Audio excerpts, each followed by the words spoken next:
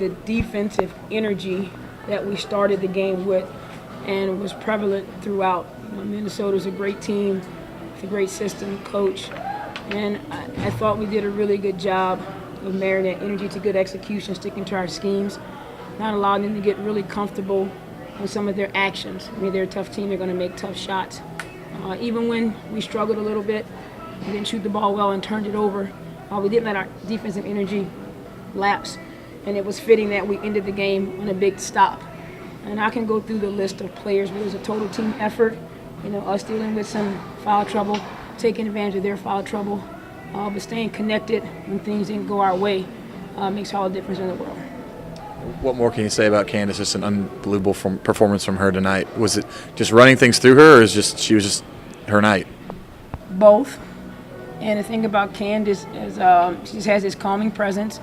She has confidence because she's an experienced vet and pro. She knows the spots to fill and pop to, but she's always a threat, not just to shoot it, but to make the extra pass. So it keeps you on your toes. She's not going to be rushed, make a tough pass. So that's really helpful. But like I said, I can go down the line. I thought we held it down when Bree had some foul trouble. I thought Jasmine Guathme, although she fouled out, had a tough foul at the end of the half. Huge block, some of those defensive things that gave us energy. And I thought Jen Hansen, and early on when she was altering some shots. I think about Larkin, she's only 6'1", but she gets the big tip. It's not about tall, it's about effort, and we had a lot of that from everybody that got in the game. Was that the shot you were looking for at the end, the three? I mean, I got blocked, but was that the way it was designed and just kind of?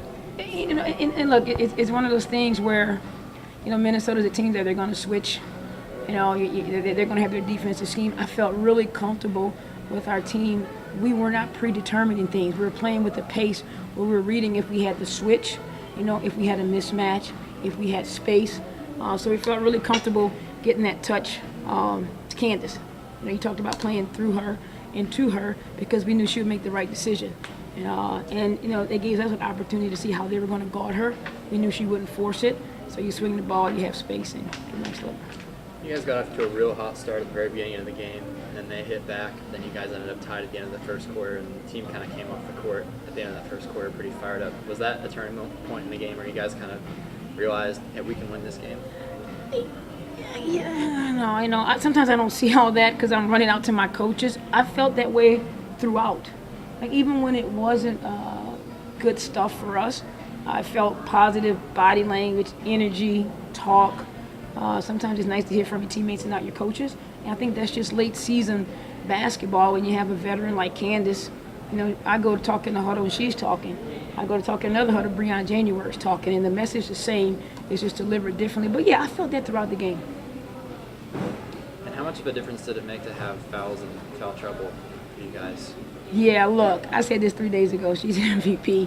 I'm so glad you mentioned that. You think about Nat getting position, battling, making her catch it off the block so she couldn't just turn and use her length on us, but also our guards digging and crowded it, making Sylvia see bodies, and then Nat moved her feet. We can't out-jump her, but we can move our feet. She had two or three offensive fouls, so I think it was huge for us.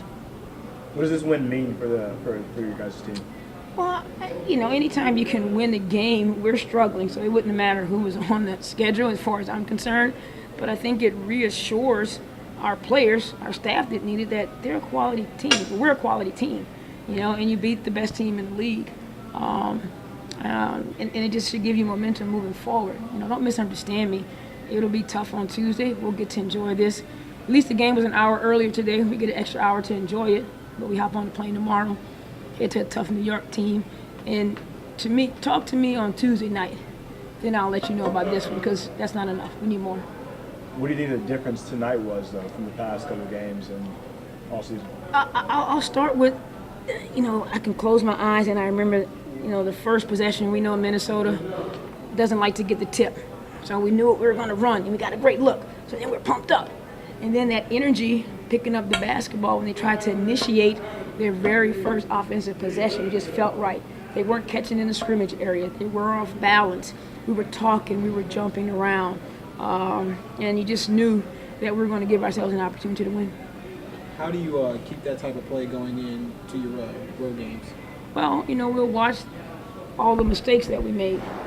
And, I think for fans, this is great. Coaches, we're insatiable. We're never satisfied. I'll watch the game and think that we should have won by 8 points. And I'll remind them. I think about, the foul at the end of the half. I think about the turnovers. They got 25 points off of our turnovers. That should have been about 16. I give the opposition credit, but there was some where we just, we're not solid and fundamental. So there's areas that we can clean up that focus on the basketball and not the team that we're playing.